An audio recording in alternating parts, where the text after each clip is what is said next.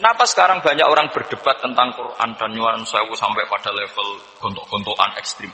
Karena mereka nggak mau belajar ulumul Quran. Kegiatannya debat, tukaran. Dan yang bingung kita, yang marah ngalah lah kira-kira gitu. Ini nggak pernah ngaji Quran, gegernya. Ya kacau. Ada ulumul Quran, jadi yang namanya kitab Al-Itqan. Dan itu dibukukan oleh ulama. Dan gampang sekali. Pernah ya Sayyidina Umar ketika Futuhat, beliau sudah Futuhat itu mengalahkan musuh-musuh Islam yang memusuhi Islam. Perlu dicatat musuh-musuh Islam yang memusuhi Islam. Karena kalau yang tidak memusuhi Islam nggak boleh dimusuhi juga. Ya. Sehingga cerita ditanya, kenapa kita tidak tasakuran besar-besaran, kita kan sudah menang. Padahal disambut sedemikian rupa. Jawabnya Umar apa? Inna wa ta'ala qad ayyara qauman faqala adhabtum thayyibatikum fi hayatikumud dunya wastamta'tum biha. Allah itu mengkritik kelompok kaum yang dalam hidupnya itu foya-foya. Maka saya akan mengurangi foya-foya itu supaya saya menyisakan jatah foya-foya saya sampai di surga. Nanti orang kafir ketika dimasukkan neraka di antara taubehnya Allah. Taubeh itu ya semacam kayak disalahkan itu. Adhabtum thayyibatikum fi hayatikumud dunya, jatah-jatah kenikmatan kamu, salah kamu habiskan di dunia. Sehingga kita harus pernah pas enak-enak tidur, tahajud, giling-gilingan, ngurangi jatah. Sayyidah Aisyah itu cantik sekali, tapi sudah turu mujur di depan Nabi tetap sholat. Kalau sampai istrinya tidak cantik saja, nggak pernah tahajud. Itu masalah besar. Itu Aisyah itu kenangannya Aisyah. Saya ini kurang cantiknya. Sampai Nabi kalau sholat digoda tidur di depannya masyhur. Wa ana muqtaridotun. Saya tidur malang di depan Nabi. Nabi kalau berdiri sikilnya itu tak blojorno. Kalau Nabi mau sujud tak ingkert. Nabi terus saja tahajud. Dan saya yakin itu sunnah, tidak ada yang niru. Aisyah loh, bukan yang Saudah. Aisyah. Di semua riwayat itu. Kalau Saudah kan mungkin, wah pantesan Saudah kan gitu. Ini. Terus ada cerita lagi, betapa Rasulullah memang Nabi betul. Aisyah itu istrinya paling cantik. Kan yang nyanyi cantik itu hanya Aisyah, Zainab sama Sofia. Kira-kira rivalnya itu. Ya rivalnya itu, kira-kira. Ya sebagian ya cantik tapi enggak sekelas ini. Rasulullah itu malam-malam keluar. Terus pikiran Aisyah, pasti ke sebagian rival saya. Doro itu maru. Dibuntuti sama Aisyah. Nabi enggak tahu kalau dibuntuti Aisyah. Ini hadis riwayat doa masuk kuburan. Maka, jadi hadis itu ya unik. Kalau enggak di tangan ulama itu jadi kacau. Babu doa li ahlil kubur. Bab mendoakan ahli kubur itu babnya itu tentang cemburu. Walhasil karena Nabi keluar, wah ini mesti enggak benar ini. Paling ke Sofia atau ke ya maunya Zainab, maunya yang cantik-cantik. Ditututi sama siapa? Nabi enggak tahu itu. Ternyata Nabi itu kebagi itu. Assalamualaikum warahmatullahi wabarakatuh. Wa inna insyaallah bikum lahikun. Jadi barokahnya cemburu. Hadis itu ada rawinya. Oh, ternyata ke kuburan toh. Itu sampai pulang jadi hadis itu diriwayatkan Aisyah. Ghirtu itu cemburu. Saya ini cemburu sama Nabi. Malam-malam keluar. Tutup itu juga mau kuburan. Lah, sahabatnya tanya muridnya Aisyah. Lalu baca apa? Assalamualaikum warahmatullahi wabarakatuh. Wa inna insyaallah bikum lahikun. Kalau sampean kan enggak dibuntuti tok bar tenang. Mesti barbaran.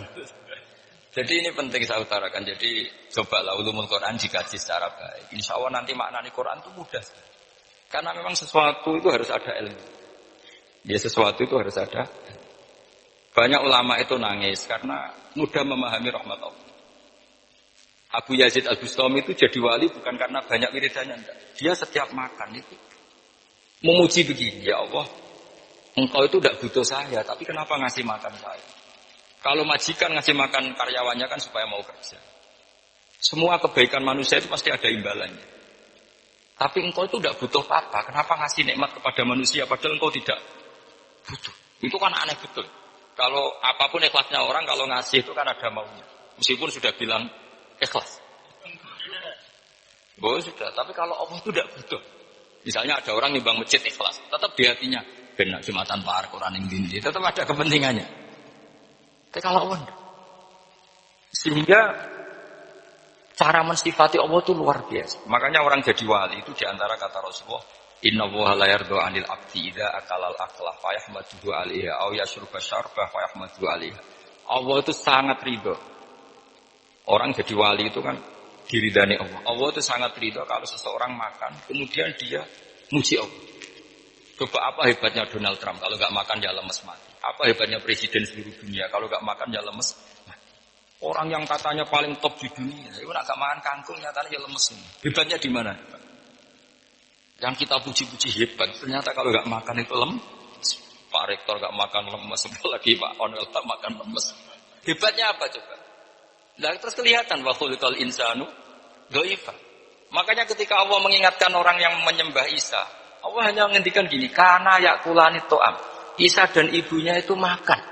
Maksudnya kalau nggak makan itu ya Kamu kebayang nggak punya Tuhan terus, Pak Tuhan jangan lemes, monggo darian. Kayak apa malunya kita punya Tuhan kalau nggak makan apa? Lemes. Terus nanti cerita, alhamdulillah tadi Tuhan mampir sini. Tadi lemes lah, tak kasih makan, bergas lagi. Makanya Allah kritiknya mas sederhana. Karena ya pula itu kok kamu Tuhan kan gimana? Ini kalau nggak makan itu. Tapi kita sering keliru mengatakan Presiden Amerika itu super power hebat. Hebatnya di mana seorang manusia? Kalau nggak makan ya. Ini makanya Allah ngendikan wa khuliqal insanu dhaif. Sehingga banyak para wali itu dekat Allah ketika makan. Bukan apa karena tadi makannya itu enggak kayak sampai anak makan, ya lahap sebagainya udah gitu. Itu enggak setiap makan ya Allah betapa lemahnya saya. Yang katanya rektor, yang katanya profesor, katanya orang alim kiai, katanya pengurus NU, pengurus Muhammadiyah ternyata kalau enggak makan lemes. Kerennya di mana lemes. Sehingga terus tawadu, terus macam-macam.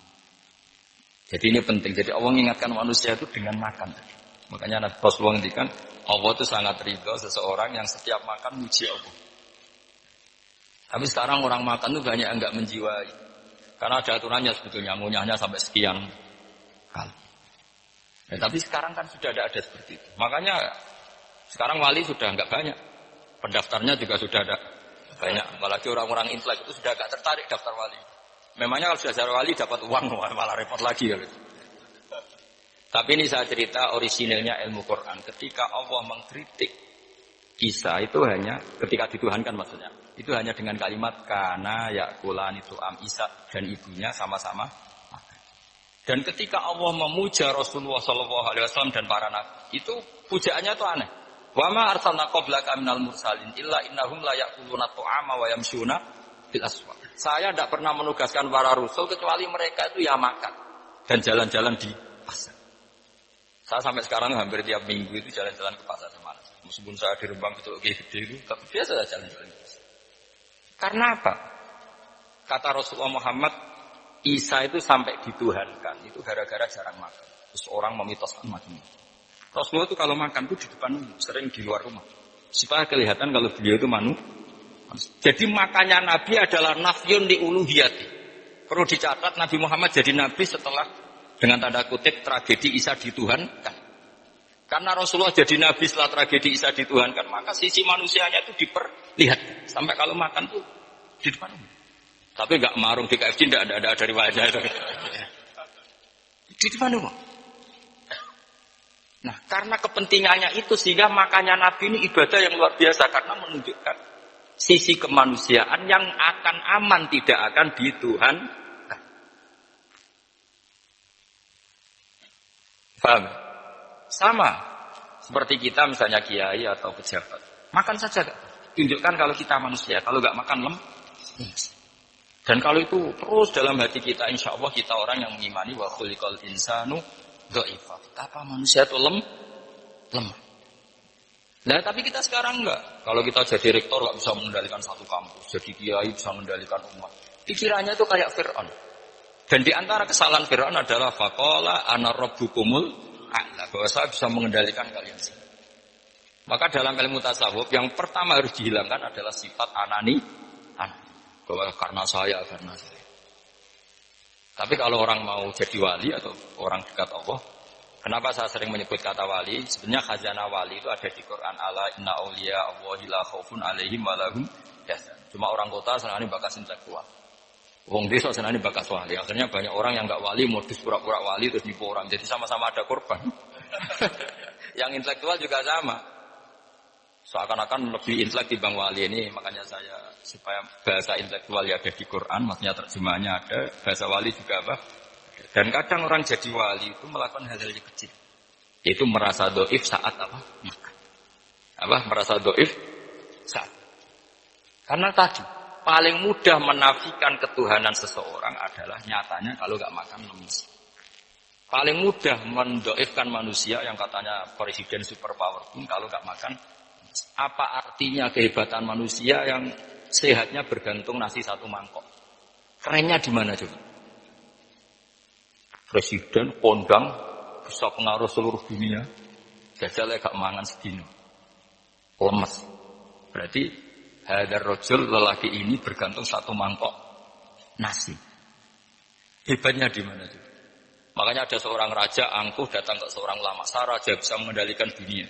Kata ulama, tanya gini. Andaikan kamu tidak bisa minum, kemudian harus bisa minum kalau orang menukarkan kerajaan kamu. Kamu boleh minum, asal kamu tidak jadi raja. Apa kamu kasihkan kerajaan kamu ketika kamu harus minum dengan cara seperti itu? Misalnya di tengah belantara, kalau di Arab kan sering ada apa? Sahara itu ada padang pasir. Terus kata raja itu, ya saya milih minum. Kalau saya tidak minum mati, mendingan tidak punya kerajaan. La tafrah bimulkin la yusawi apa? Kak sama. Kamu jangan bangga dengan kerajaan yang nilainya tidak ada dengan segelas. Baru dia sadar ternyata.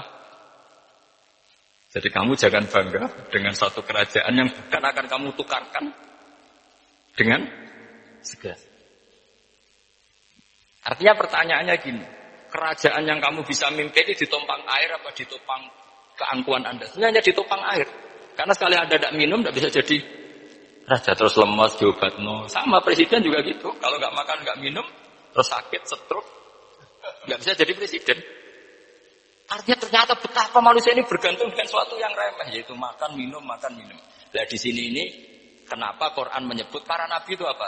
Illa innahum la ya'kuluna ta'ama wa yamshuna fil aswaq. Kalau kamu tidak memahami seperti ini kan terus kayak Quran kok ngomong hanya gini kok. Kayaknya kelasnya kok nggak intelek gitu.